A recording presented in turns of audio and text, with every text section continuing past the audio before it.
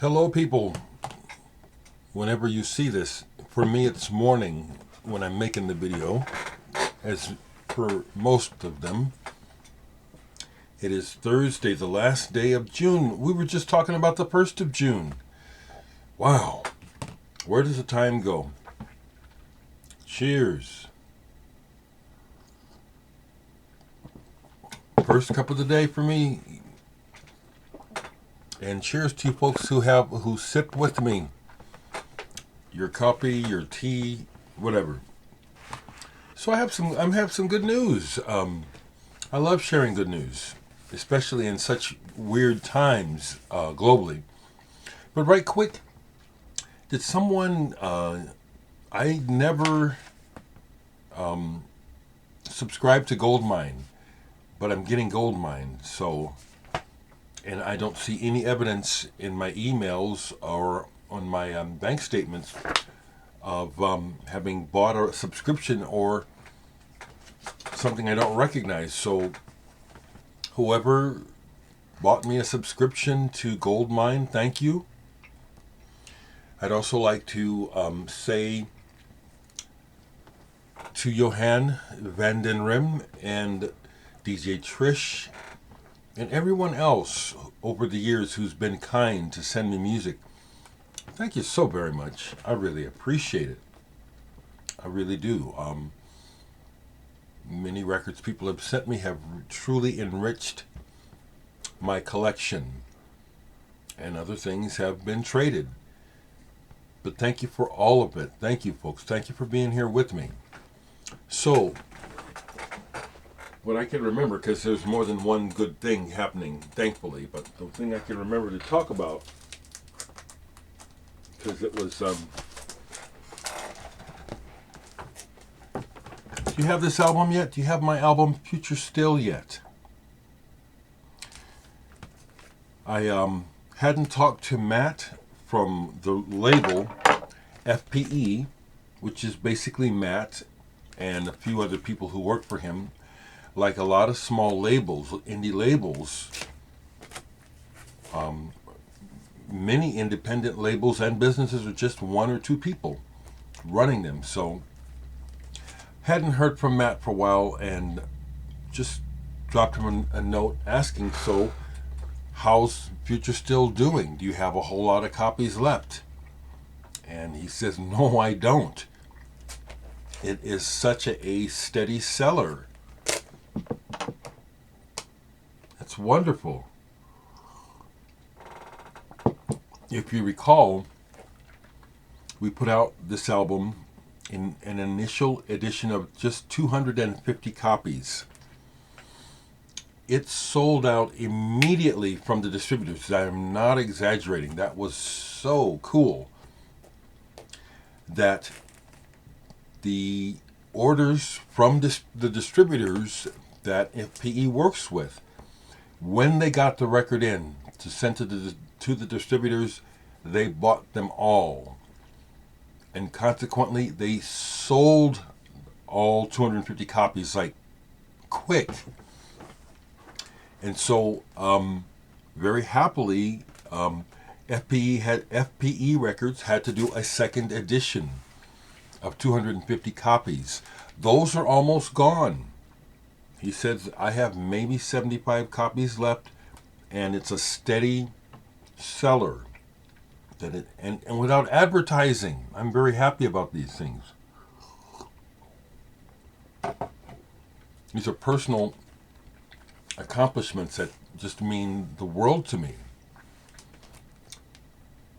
So, get it while you can is the first part I'm saying. This is this is me. I'm using MIDI and it's electronic based, but it has a lot of feeling to it and it doesn't sound like anyone. You don't put this on an album and say, "Oh, that's techno. Oh, that's house. Oh, that's rave. Oh, that's dub." No. It's none of those things. It's my sound. Yeah, I'm going on about me because I'm really happy. So, Matt says to me, so would you like to, you want to do another one?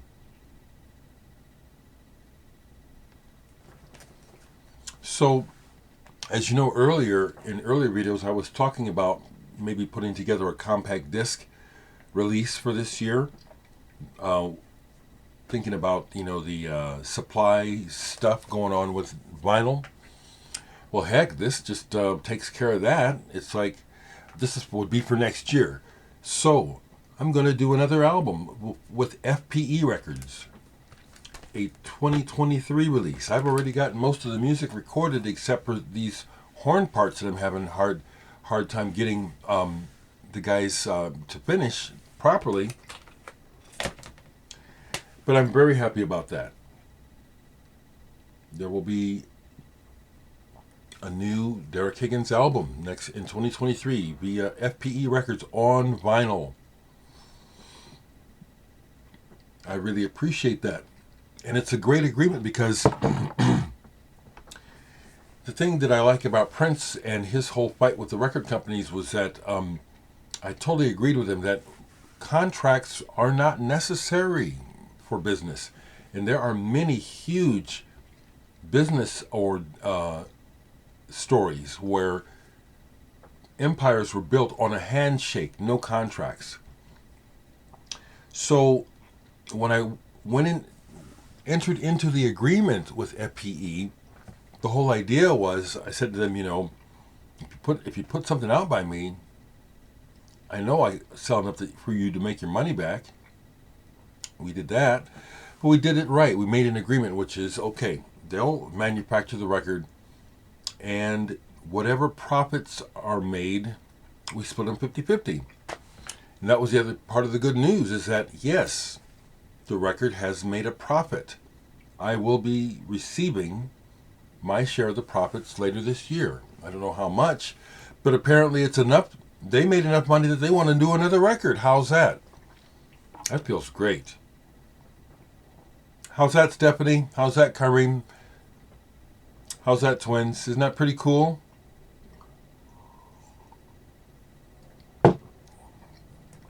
So I have a record label without even trying, which is nice. I'm not bound to it.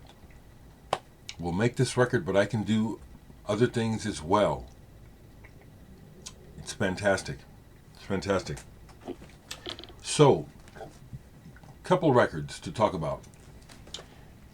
Because of how much I like The Smile, the latest Thom Yorke, Johnny Greenwood project, because I like that so much, recently, this was last week, I pulled this to give it another listen, thinking, well, maybe this will come into better focus now. Anima by Thom Yorke.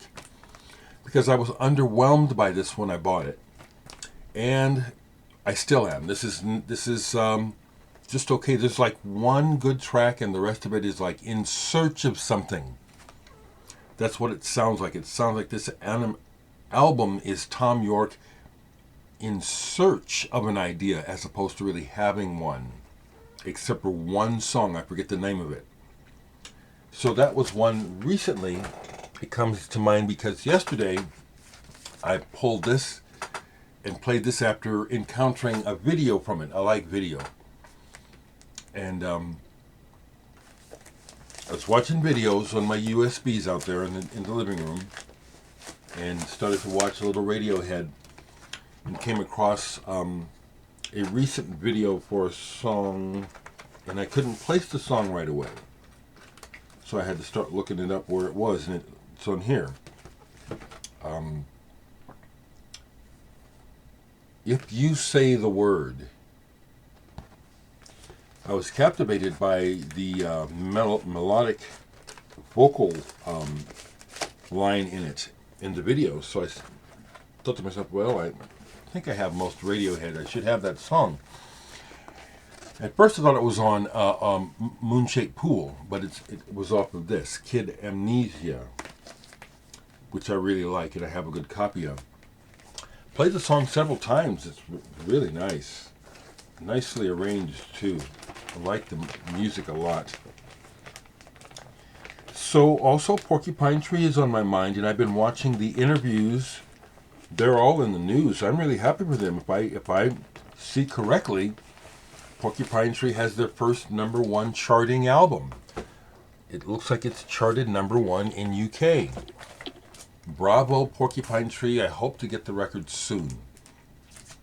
But they were talking, Richard and Steve, that still blows my mind that Richard Barbieri of Porcupine Tree has bought 3 of my albums and has contacted me personally to compliment me on my music. How's that, people? Isn't that pretty cool? Yes, it is. That's way cool for someone just sitting in their house up in Omaha, not out trying to hustle the music business and having good things happen. I feel blessed, I do. So I pulled this because both Richard and Steven said that they regard this In Absentia as one of their better albums, along with Fear of a Blank Planet.